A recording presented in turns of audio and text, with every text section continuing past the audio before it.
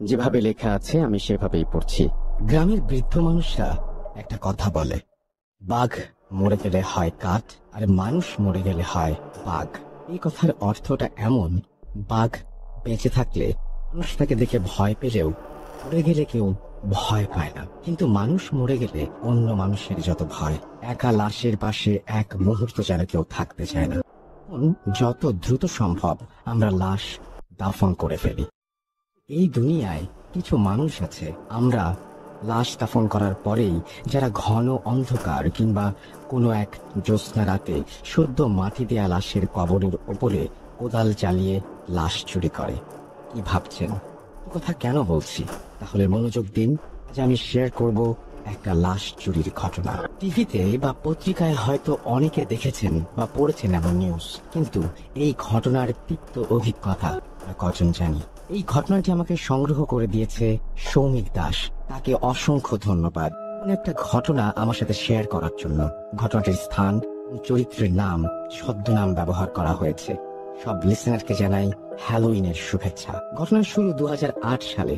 প্রত্যন্ত গ্রামগুলোতে তখন অভাব অনটন এই থাকতো। অনেক মানুষের দুবেলা ঠিকমতো খাবারের জন্য রীতিমতো সংগ্রাম করতে হতো। অভাবের তাড়নায় অনিল তখন বেছে নেয় নিকৃষ্ট এই উপার্জনের পথ। এই চক্র তাকে অফার করে সদ্য কবর দেয়া লাশ চুরি থেকে শুরু করে তুলে নিয়ে নির্দিষ্ট জায়গায় তাদের হস্তান্তর করতে হবে, আর এতে তাকে লাশ প্রতি বেশ ভালো পরিমাণ টাকা দেয়া হবে। সে চিন্তা করলো, এই অভাবের জীবনে এমন লোভনীয় অফার কোন বোকায় পায়ে ঠেলে। সে রাজি হয়ে যায়, কিন্তু একার পক্ষে তো আর এই কাজ করা সম্ভব নয়। সে তখন তার দুই বন্ধুকেও ডেকে নেয় এই কাজে। এত ভালো টাকার অফার, তারা দুজনেও রাজি হয়ে যায়। শুরু হয় তাদের কাজ। তাদের গ্রামের মাঝ দিয়ে বয়ে চলেছে একটা নদী, চারপাশে তার বন জঙ্গলে ঘেরা। আর এই নদীর মাঝ দিয়েই ছোট্ট ডিঙ্গি নৌকা চালিয়ে তারা পৌঁছে যায় দূর দূরান্তের কবরস্থানে। গ্রাম থেকে দূরে কেউ মারা গেলেই খোঁজ রাখে তারা, সময় মতো হানা দেয় কবরে। ঘন কালো অন্ধকার রাতে কিংবা হালকা জ্যোৎস্না রাতে কবর থেকে লাশ তোলে তারা, আবার নৌকায় তুলে পৌঁছে দেয় নির্দিষ্ট গন্তব্যে। এক রাতের মাঝেই কাজ শেষ, আর বেশ ভালো পরিমাণ টাকা তাদের পকেটে। এভাবেই চলছে তাদের লাশ চুরির কাজ। ঠিক কতগুলো লাশ তারা চুরি করেছিল তার নির্দিষ্ট কোনো হিসাব তাদের কাছে নেই। অনেক রাতে ঝিরিঝিরি বৃষ্টির মাঝেও তারা লাশ চুরি করেছে কবর খুঁড়ে, কিন্তু তাদের কোনো সমস্যা হয়নি। তার ভাষ্য মতে প্রথম প্রথম এই কাজে ভয় লাগলেও পরে আর ভয় পাননি তারা। এমনি একদিন তারা খবর পেলেন পাশের গ্রামের একজন লোক মারা গেছে, কিন্তু সমস্যা হলো তাকে যেখানে কবর দেয়া হয়েছে সেটা অনেক পুরনো কবরস্থান আর লোকালয়ের অনেক কাছে। কিন্তু অনেক দিন কোনো লাশ চুরি না করায় তিনজনের হাত তখন ফাঁকা। তারা যে কোনো মূল্যেই হোক লাশটি চুরি করতে চায়। কবর দেওয়ার দুদিন পরেই অমাবস্যা, আর সেই ঘন কালো অন্ধকারে তারা সিদ্ধান্ত নেয় লাশ চুরির। সেদিন গভীর রাতে তারা তিনজন নৌকায় কোদাল, খন্তা, হারিকেন নিয়ে রওনা দেয়। তাদের গ্রাম থেকে নদীপথে প্রায় 30 মিনিটের পথ। ঘন অন্ধকারে তারা হারিকেন ব্যবহার করছে, কারণ এর আলো কম হলেও তার লোকজনের চোখে সহজেই ফাঁকি দেয়া যায়, যেহেতু কবরস্থানটা লোকালয়ের অনেক কাছে। আর তারা যখন কবরস্থানের পাশে পৌঁছে গেল, নৌকা থেকে নেমে দেখলো বেশ অনেক বড় বড় গাছ আর বাঁশ ঝাড় দিয়ে ভরা এই কবরস্থান। তাদের হাতে একটা ছোট্ট টর্চ লাইটও ছিল। অনেক সেটা জ্বালাতেই দেখলো গাছগুলো অনেক পুরনো, গায়ে শ্যাওলা পড়ে আছে, জঙ্গলি লতায় কোনো কোনো গাছের ডালপালা জড়িয়ে গেছে। চারিদিকে কেমন যেন গাছ ছমছমে পরিবেশ। অনিল সহ সবাই নেমে নৌকা পাড়ে বেঁধে তারা ঢুকে গেল ঘন অন্ধকারে। চারপাশে ভাঙা কবর আর বাঁশ ঝাড়, মাঝে দু একটা করে বিশাল গাছ। কিছু গাছের ডাল একদম নেমে এসেছে মাটির কাছে। তারা হ্যারিকেনের আলো বাড়িয়ে দিল। তার আলোতে গাছের ছায়াগুলো কেমন যেন দৈত্যাকার মনে হচ্ছে। নতুন কবরটা তারা খুঁজে পেল, কিন্তু সেটা একদম ফাঁকা একটা জায়গায়। চারপাশে খুব বেশি গাছপালা নেই। হ্যারিকেনটা পাশে রেখে তারা কবর খুঁড়তে শুরু করে। প্রথমে অনিল কিছুটা খোঁড়ে, এরপরে আরেকজন শুরু করে। অনিল হ্যারিকেনের পাশে বসে দেখছে। হ্যারিকেনের আলোয় কোদালটা বেশ বড় দেখাচ্ছে ছায়াতে। কিছুক্ষণ পরে অনিল উঠে একটু হাঁটতে যায় পাশে। হঠাৎ একটা ভাঙা কবরে তার পা ঢুকে যায়। কবরের মাটি ভেঙে হঠাৎ করে পড়ে গেল সে কবরের মাঝে। ঠিক তারপরেই সে তার পায়ের নিচে একটা শক্ত কিছুর অনুভব করলো। হাড় ভেবে টেনে বের করতে গেল, হাত দিয়ে ধরে দেখলো চাকতির মতো কিছু একটা, আর সেটা বের করে সামনে ধরতেই দেখলো হ্যারিকেনের আলোতে চকচক করে উঠলো। সেটি মনে হচ্ছে সোনালী কালারের দামি কোনো ধাতব কিছু, যেটা দেখতে অনেকটা স্কুলের ঘন্টার মতো লাগছে, কিন্তু তার দুইটা পার্ট, মনে হচ্ছে দুইটা ঘন্টা একসাথে জোড়া লাগানো হয়েছে। জিনিসটা দেখে তার অনেক লোভ হলো। সে ভাবলো এত পুরনো কবরে এমন জিনিস নিশ্চয়ই দামি কিছু হবে। সাথে সাথে লুকিয়ে ফেললো সেটা, যাতে বাকি দুজন না দেখে। জামার মাঝে করে নিয়ে এসে তার ব্যাগের মাঝে রেখে দিল। এদিকে কবর খোঁড়া প্রায় শেষের দিকে। এক পাশের খাড়ালের মাঝে দিয়ে সাদা কাফন দেখা যাচ্ছে।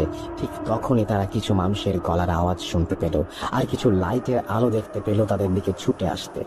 বুঝতে বাকি রইল না যে মানুষ টের পেয়েছে কবর খোঁড়ার ব্যাপারটা। ভয়ে তিনজন তাড়াতাড়ি কোদাল আর হ্যারিকেন সব নিয়ে নৌকার দিকে দৌড়াতে শুরু করলো। অনিল হ্যারিকেন নিভায়ে এক হাতে হ্যারিকেন আর আরেক হাতে সেই ব্যাগ নিয়ে দৌড়াতে শুরু করে। কিন্তু হঠাৎ মাঝে এসে অন্ধকারে একটা গাছের ডালের সাথে ধাক্কা খায় আর উল্টে পড়ে যায়। ব্যাগটা হাত থেকে ছিটকে পড়ে যায়। সেই ঘন্টাটা ব্যাগ থেকে নিচে পড়ে যায়। সেই ঘন্টাটা খুঁজে পেল যখন, তখন তার স্পর্শে খেয়াল করলো ঘন্টার একটা পার্ট তার হাতে, আর একটা খুলে কোথায় যেন চলে গেছে।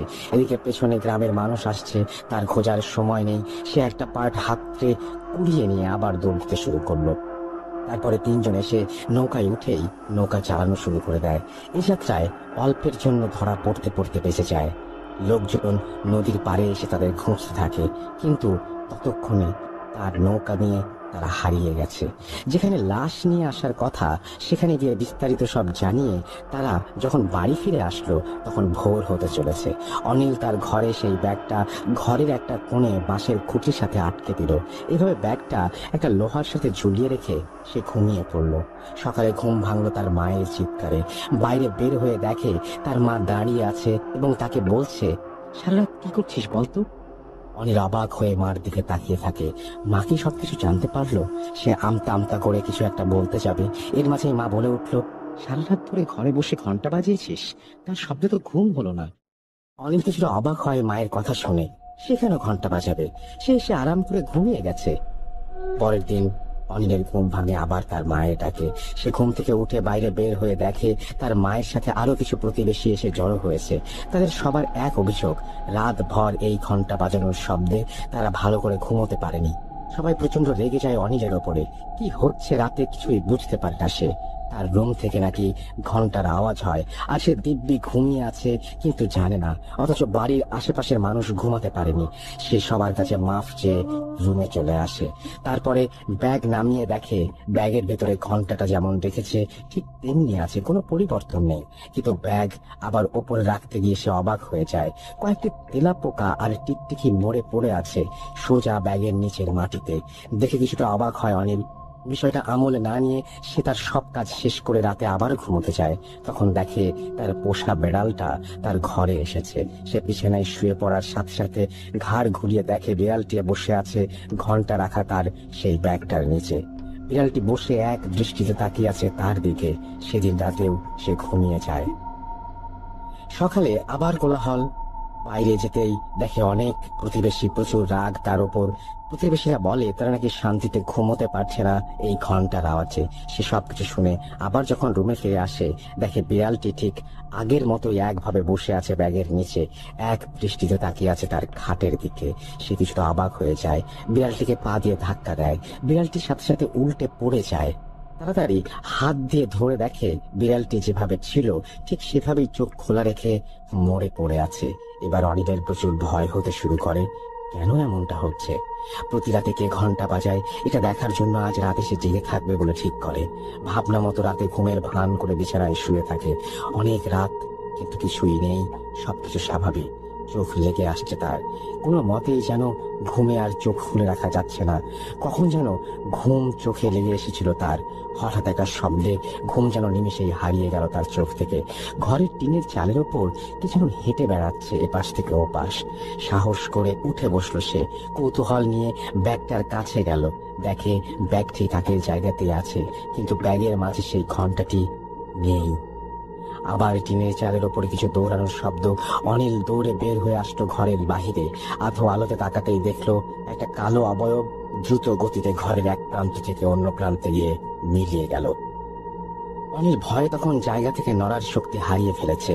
তার মুখ দিয়ে কোনো আওয়াজ বের হচ্ছে না। শরীরের সমস্ত শক্তি দিয়ে চিৎকার করেও সে যেন আজ সেই শব্দ বের করতে পারছে না। মনে হচ্ছে এখনই জ্ঞান হারিয়ে ফেলবে। হঠাৎ ঘন্টার একটা মৃদু শব্দ ভেসে আসলো তার কানে। এক দৌড়ে ঢুকে গেল রুমের মাঝে। তারপরে আর কিছু মনে নেই তার। সকালে ঘুম থেকে উঠেই ব্যাগের কাছে গেল সে। ব্যাগ আর ঘন্টা যেমন ছিল তেমনই আছে, কোনো পরিবর্তন নেই। তার স্পষ্ট মনে আছে এখানে শুধু ব্যাগ ছিল, ব্যাগের মাঝের সেই ঘন্টাটি ছিল না। এই ঘন্টা থেকে সে এবার মুক্তি চায়। ব্যাগটা হাতে নিয়ে বের হয়ে গেল অনিল। একটা বড় নদীর নির্জন মোড়ে এসে দাঁড়ালো।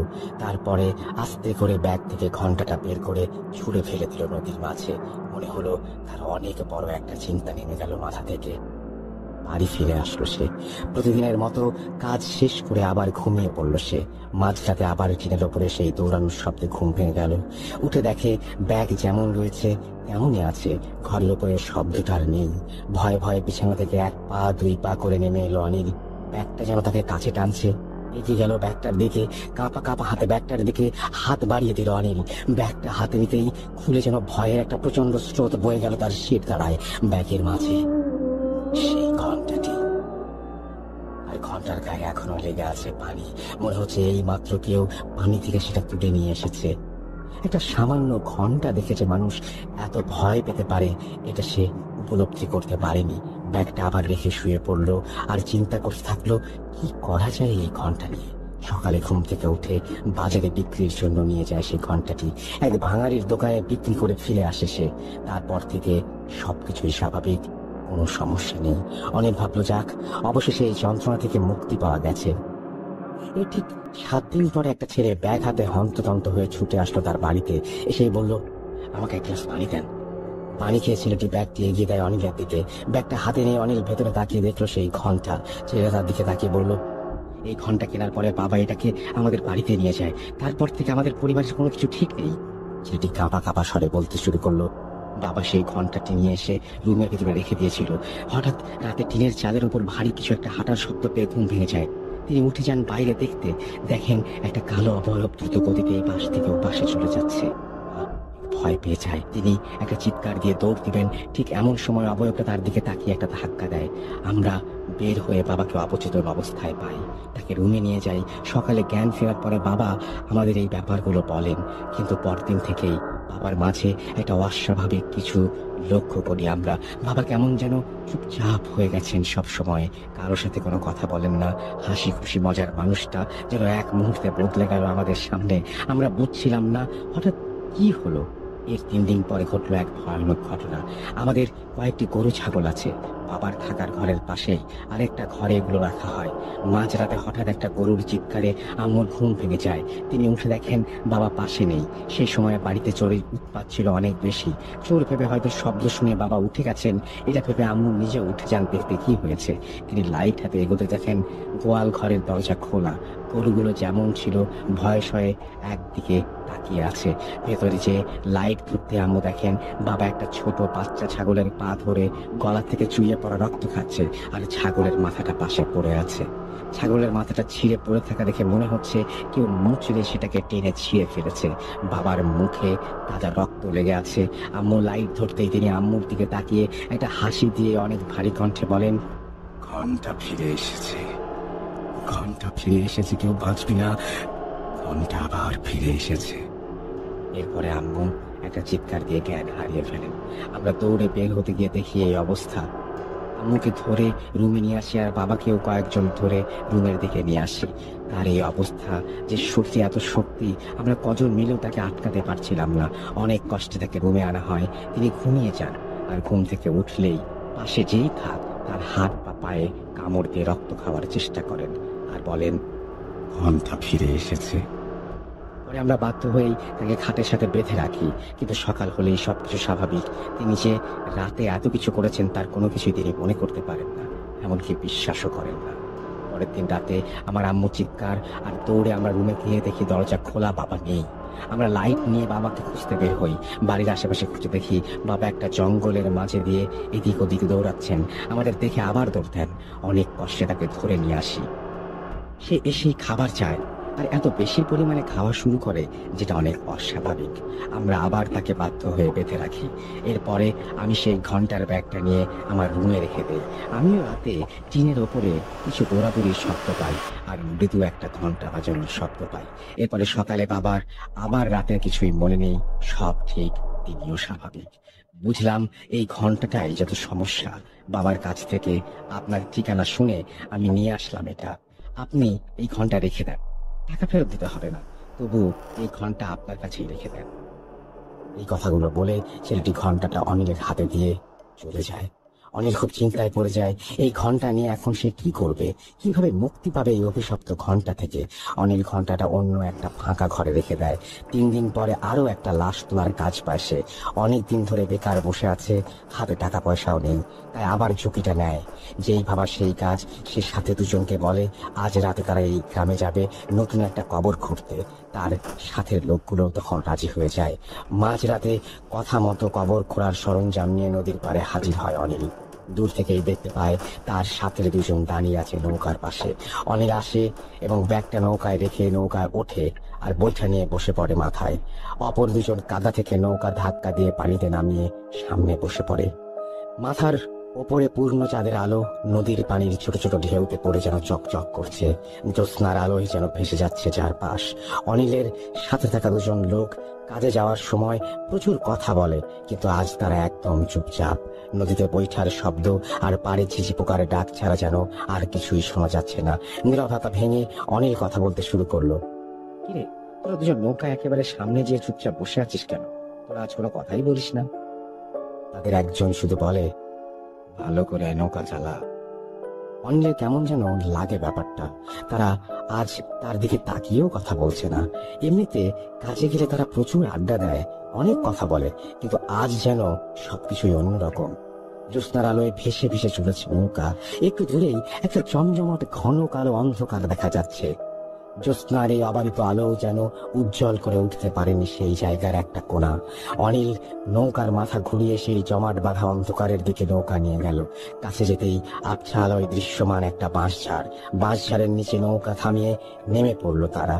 নৌকাটাকে একটা বাঁশের সাথে বেঁধে নেমে সেই বাঁশঝাড় পেরোতেই দেখতে পেল ফাঁকা বিশাল একটা মাঠ। দেখে মনে হচ্ছে ফসলি জমি, কিন্তু এই মুহূর্তে কোনো ফসল নেই। দ্রুত গতিতে তারা হেঁটে চলেছে সামনের দিকে। জ্যোৎস্নার আলোয় সামনে একটু একটু করে যেন অন্ধকার মিলিয়ে সব দৃষ্টিগোচর হচ্ছে অনিলের কাছে। ওই যে একটু দূরে দেখা যাচ্ছে আরো বাঁশের সারি, আর সেখানে রয়েছে একটা কবরস্থান, যাতে সদ্য কবর দেয়া একটা লাশ রয়েছে। কবরস্থানে যাওয়ার পরেই হ্যারিকেন জ্বালিয়ে দিতে যায় অনিল, কিন্তু সাথে থাকা দুজন লোকের একজন তাকে বলে, এবার আর হ্যারিকেন জ্বালানোর দরকার নেই, চাঁদের আলোতেই তো অনেক ভালো দেখা যাচ্ছে। অনিল দেখলো অন্ধকারে একটু তাকিয়ে থাকলেই চোখ সয়ে যাচ্ছে, ফলে মোটামুটি ভালোই দেখা যাচ্ছে। আর বাঁশ ও গাছের ফাঁক দিয়ে আসা চাঁদের আলোর রেখায় তা স্পষ্ট হয়ে উঠছে। অনিল ভাবলো লাশ তোলার সময় হ্যারিকেন জ্বালিয়ে দেবে। কাঁধের কোদাল নিয়ে কবরটার দিকে এগিয়ে যায় অনিল। কবরের এক মাথা থেকে কোদাল চালাতে শুরু করে। কবরের ঝুরঝুরে মাটিতে কোদাল চালিয়ে সরিয়ে দিচ্ছে অনিল।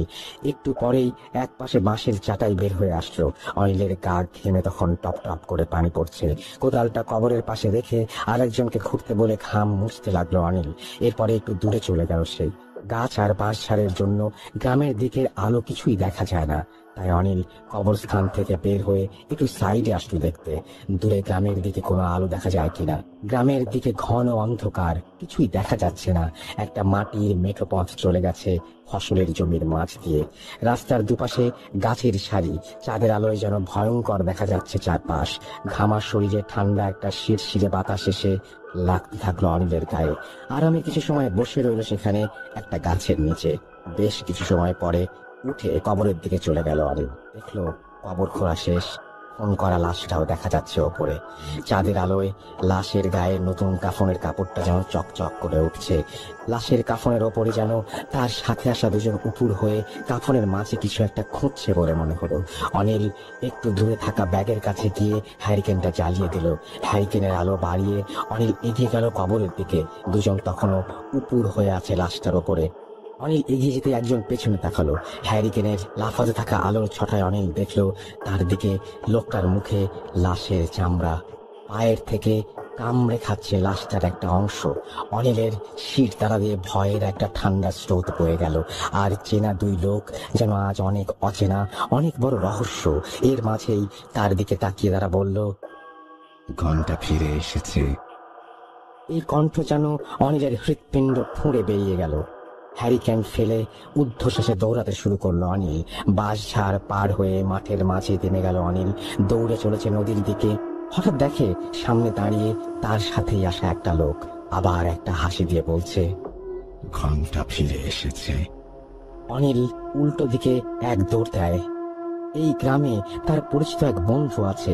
তার বাড়ির দিকেই দৌড়াতে শুরু করলো অনিল। কিছু দূর যেতেই অনিল একটা পুকুর দেখতে পেল চাঁদের আলো। সেখানে দৌড়াতে শুরু করলো অনিল। সে তখনও ঘামছে, তার হৃৎপিণ্ড যেন তখনও থামছে না।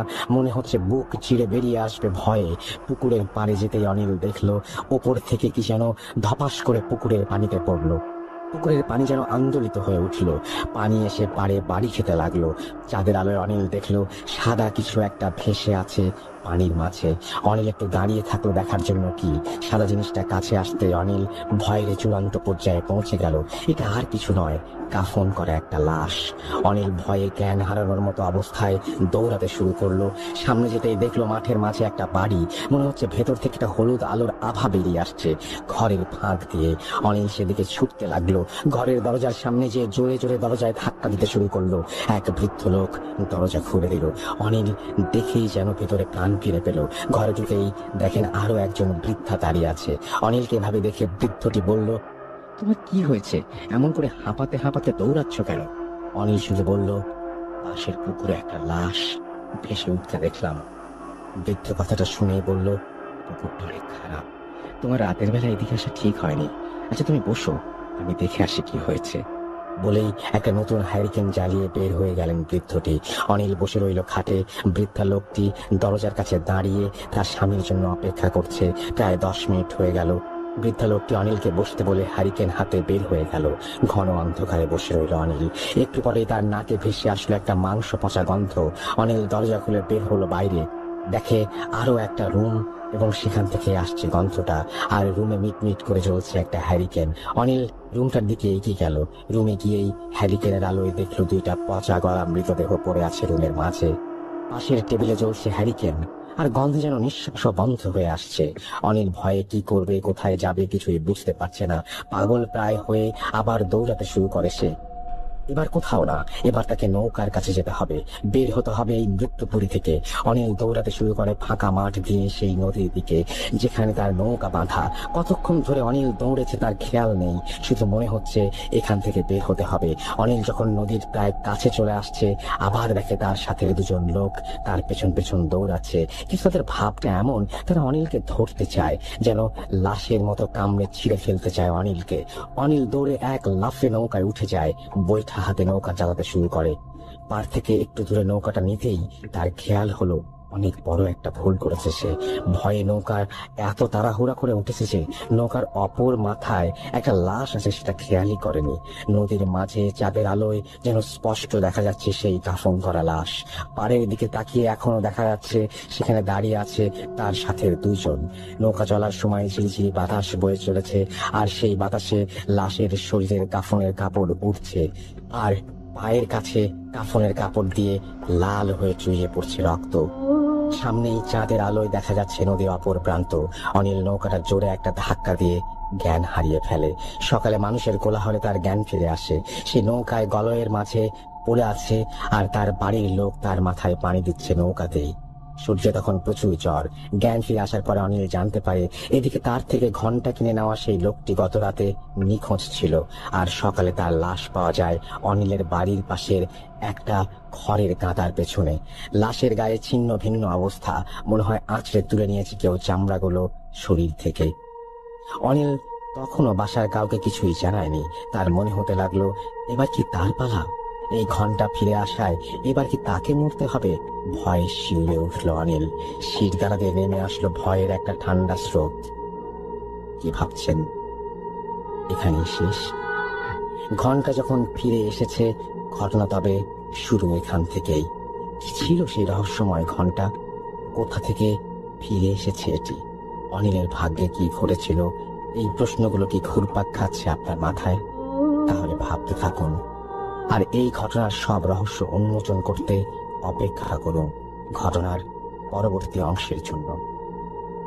আমার আবার ফাহিমা লিখছি, আশা করি ভালো আছেন। প্রথম ইমেলটা পড়ার জন্য অনেক ধন্যবাদ। আর মালয়েশিয়ান ফ্রেন্ড ফাতিন নূর শফিকা বিনতে রাফিন আরো একটি ব্ল্যাক ম্যাজিকের ঘটনা শেয়ার করে, কারণ বাংলাদেশের মতো এখানেও ব্ল্যাক ম্যাজিকের প্রচলন আছে এবং অনেক বেশি। কথা না বাড়িয়ে ঘটনাটা বলি। ঘটনাটা সম্পূর্ণ সত্য, কারণ ঘটনার পর আমার মালয়েশিয়ান ফ্রেন্ড ফাতিন নূর শফিকার পুরো পরিবার সেখানে উপস্থিত ছিল। ঘটনার সূত্রপাত ফাতিন নূর শফিকার বড় ভাইয়ের খুব কাছের ফ্রেন্ড, তার নাম আলং। তাকে আলং এর বসবাস ক্লান্তান মালয়েশিয়ার একটা প্রদেশ, এবং আলং পরিবারের সিদ্ধান্ত নেয় যে তারা তাদের বিয়ের সেই অনুযায়ী পাত্রীয় পরিবারের পক্ষ থেকে ঠিক করা হয়, এবং বিয়ের ঠিক আগের রাতে যখন সবাই অনুষ্ঠান নিয়ে ব্যস্ত, ওই সময় একটি মেয়ে বাড়িতে উপস্থিত হয়। সে আলং ও তার বাবার কাছে বলে, এই বিয়ে এখনই বন্ধ করে দাও। আমি আলংকে অনেকদিন যাবৎ ভালোবাসি, এবং আলং যখন আমার বাড়ির সামনে দিয়ে স্কুলে যেত সেই সময় থেকে ওকে না পেলে আমি বাঁচতে পারবো না। বাড়িতে উপস্থিত সবাই অবাক হয়ে যায়। আলং এর বাবা বলে, তুমি ওকে ভালোবাসো, আগে কেন বলোনি? এখন তো আর কিছু করা সম্ভব না, কারণ কাল সকালে আলং এর বিয়ে। আলং এর বাবা আরো বলে, তুমি তোমার বাবা মাকে দিয়ে আরো আগে বিয়ের প্রস্তাব দিলে আমি অবশ্যই বিবেচনা করতাম। মেয়েটি বলে, তার বাবা মা কেউ জীবিত নেই, কিন্তু এখন তো কোনো কিছু সম্ভব না, তুমি ফিরে যাও, আমি আরেকটি মেয়ের জীবন নষ্ট করতে পারবো না। আলং নিজে ওই মেয়েকে আর এর আগে চোখে দেখেনি, তাই সে কোনো প্রতিবাদ করেনি। মেয়েটিও কাঁদতে কাঁদতে চলে যায়। পরে জানতে পারা যায় মেয়েটির নাম ইয়াতি। পরে আলং এর বিয়ে যথারীতি হয়ে যায়। আলং এর ওয়াইফ আয়েশা মেয়ে হিসেবে অনেক ভালো এবং অনেক ধার্মিক। 5 ওয়াক্ত নামাজ আদায় করত প্রতিদিন, এবং নিয়মিত সকালে শুরু তার কোরআন পাঠের সাথে। পরিবর্তনটা আসতে শুরু করে আলং এর মাধ্যমে। আলং শান্ত স্বভাবের ছিল, কিন্তু দিন দিন সে রুক্ষ মেজাজের হয়ে উঠল। রাগ তার চরম আকার ধারণ করতো সব সময়। সবচেয়ে বেশি রাগ কাজ করতো আয়েশার প্রতি। সংসারে প্রায়ই অশান্তি লেগে থাকতো। পরিচিত সবাই আলং এর এই পরিবর্তন দেখে অবাক হয়ে গেল, তো আয়েশা সবকিছু খুব শান্তভাবে ম্যানেজ করত। আলং এর বিয়ের 1 বছরের মাথায় তাদের ফুটফুটে একটি মেয়ে জন্ম নেয়। মেয়েটির নাম রাখা হয় আলিশা। ঘটনাটি মূলত এখান থেকেই টার্ন করা শুরু করে অন্যদিকে। আলিশা সুস্থ স্বাভাবিকভাবে জন্ম নিলেও 2 বছরের মাথায় অদ্ভুত কিছু সমস্যা শুরু হয়। যেমন সারাদিন সে ভালোই কাটাতো, মাগরিবের পর থেকে শুরু হতো কান্নাকাটি, যা চলতো ফজর ওয়াক্ত পর্যন্ত। এই সময় কাউকে চিনতে পারতো না বাবা মাকে, খেতো না ঠিক মতো, শুধু চিৎকার করতো। স্থানীয় ডাক্তার কোনো রোগই ধরতে পারেনি। তখন অবস্থা দিন দিন যখন আরো খারাপ হয়ে যায়, আলং এর ওয়াইফ আয়েশা বারবার তাকে অনুরোধ করে আলিশাকে একজন ওস্তাদ এবং অথবা হুজুরের শরণাপন্ন হওয়ার জন্য, কিন্তু আলং তাতে রাজি নয় কিছুতেই। পরে আলং সিদ্ধান্ত নেয় আলিশাকে আরো উন্নত হসপিটালে চিকিৎসা দেবার। আলিশাকে নেওয়া হয় বিশেষজ্ঞ ডাক্তারের কাছে। নানান পরীক্ষার পর বিশেষজ্ঞ ডাক্তার বলেন আলিশা লিউকেমিয়ায় আক্রান্ত এবং 4th স্টেজে, এখনই কেমো শুরু করতে হবে। আলং আয়েশা তাদের পুরো দুনিয়া অন্ধকারে ঢেকে যায়, তারপরেও তারা ডাক্তারের কথা অনুসরণ করে কেমো শুরু করে। 2 বছর আলিশার জন্য ছিল খুবই কষ্টকর। 4টি কেমো শেষ হবার পর আলিশা শারীরিক কোনো উন্নতি লক্ষ্য করা গেল না। পরে ডাক্তার ব্যাখ্যা করেন আলিশার ক্যান্সার কেমোথেরাপিতে ভালো করা সম্ভব না, অবস্থা আরো খারাপ হয়ে গেছে। এখন আলিশার হাতে তেমন সময় নেই, তোমরা আলিশাকে বাড়ি নিয়ে যাও। বাড়িতে ফিরিয়ে নেবার আগে আলিশা একবার অনুরোধ করে আলংকে আলিশাকে এক হুজুরের কাছে নিয়ে যাবার। আয়েশার শেষ অনুরোধ আলং ফেলতে পারে না। পরে ওই শহরের একজন স্বনামধন্য হুজুরের কাছে যায়। হুজুর যখন অনেক লোকজন নিয়ে তখন কথা বলছিলেন, আয়েশা আলিশা আলং ঘরে প্রবেশ করা মাত্র হুজুর সবাইকে বাইরে চলে যেতে বলেন। আয়েশাকে কাছে ডেকে বললেন, আমি জানি তুমি কেন এসেছো, কিন্তু তুমি যে অনেক দেরি করে ফেলেছো। এখন তো আর কিছু করার নেই, কিন্তু এই সব তোমার সাথে কেন হয়েছে, কে করেছে, কার দ্বারা হয়েছে, এসব প্রশ্নের জবাব আমি তোমাকে দিতে পারবো। আয়েশা, তুমি জানতে চাও? আয়েশা কাঁদতে কাঁদতে বলে, হ্যাঁ আমি জানতে চাই হুজুর, আমার অবুঝ মেয়েকে এমন কষ্ট কে দিচ্ছে? আমি জানতে চাই আমি তার কি ক্ষতি করেছি। হুজুর বলেন, এর জন্য তোমার সাহায্য দরকার আয়েশা, কারণ তার প্রধান লক্ষ্য তুমি। হুজুর নির্দেশ দেন আয়েশাকে এক লম্বা একটি টেবিলে শুয়ে পড়তে। তারপর হুজুর দোয়া পড়া করে পানি ছিটিয়ে দেন আয়েশার উপর। মুহূর্তের মধ্যে আয়েশার শরীর থেকে ধোয়ার কালো কুণ্ডলী পাক খেয়ে উপরে উঠে আসে। কুণ্ডলীর রূপ নেয় একটি অবয়বে। আয়েশা তখন বেহুঁশ। অবয়বকে হুজুর প্রশ্ন করে, কে তুমি? কেন এই পরিবারটির ক্ষতি করছো? সে প্রথমে কিছু বলতে রাজি হয় না, কিন্তু হুজুরের দোয়া পড়া পানি তার শরীরে যেন গরম তেলের মতো পড়তে থাকে। যন্ত্রণা সহ্য করতে না পেরে সে বলে, আমি আমার প্রভুর নির্দেশ পালন করেছি। আমার প্রভুর নির্দেশে আমি এই পরিবারটির ক্ষতি করতে এসেছি। অবয়ব একে একে সব বলতে শুরু করে। আমাকে পাঠানো হয় আলমের বিয়ের পরপরই। আমার প্রথম উদ্দেশ্য ছিল আয়েশার ক্ষতি করা, তাকে এমন যন্ত্রণাদায়ক মৃত্যু দেওয়া যা সে চিন্তাও করতে পারে না। কিন্তু আমি শত চেষ্টা করেও আয়েশার শরীরে প্রবেশ করতে পারিনি, কারণ সে 5 ওয়াক্ত নামাজ আদায় করত, কোরআন পাঠ করত। আমি সেখানে নিরুপায় ছিলাম। তারপর আমি চেষ্টা করতে থাকি আলমকে রাগান্বিত করার। আমি সফল হই, কিন্তু আয়েশা অনেক ধৈর্যধা সহকারে সেটা মোকাবেলা করে। আমি অর্থাৎ সেই অবয়বটি বলে, দিশেহারা হয়ে পড়ি। আমার উপর নির্যাতন করা হয়। কেন আমি আয়েশার পরিবারকে ধ্বংস করতে পারছি না? কিছুদিন পরে আলিশার জন্ম হয়। আমার কাজ কিছুটা সহজ হয়। প্রতিদিন মাগরিবের পর আমি আলিশার শরীরে প্রবেশ করতাম, নানাভাবে ওকে যন্ত্রণা দিতাম। মূলত আমি ব্ল্যাক ম্যাজিক ব্যবহার করে ওর শরীরের রক্ত দূষিত করে ফেলি। পরে হুজুর তাকে জিজ্ঞাসা করে, কে তোমার প্রভু? কার নির্দেশে তুমি এখানে এসেছো? সে বলে, ইয়াতির নির্দেশে আমি এখানে এসেছি। ইয়াতি সেই মেয়ে যে আলমের বিয়ের দিন এসেছিল, বলেছিল আলমকে সে ভালোবাসে। অবয়ব হুজুরের দিকে তাকিয়ে বলে, আমি এখন চলে যাব, আমাকে ক্ষমা করে দিন। হুজুর বলে, ক্ষমা তোর মতো জীবকে করা সম্ভব নয়। ক্ষমা তোকে করতে পারে একমাত্র আল্লাহ। আর আলিশার দিকে তাকায় সবাই। ছোট আলিশা কি বুঝে সেই জানে। একটু হেসে লুটিয়ে পড়ে বাবার কোলে। হুজুরের দোয়া পাঠ করতে থাকেন। অবয়ব ধীরে ধীরে মিলিয়ে যায়। বেহুশ আয়েশা হুঁশ ফিরে দৌড়ে ছুটে যায় মেয়ের কাছে, কিন্তু তখন সব শেষ।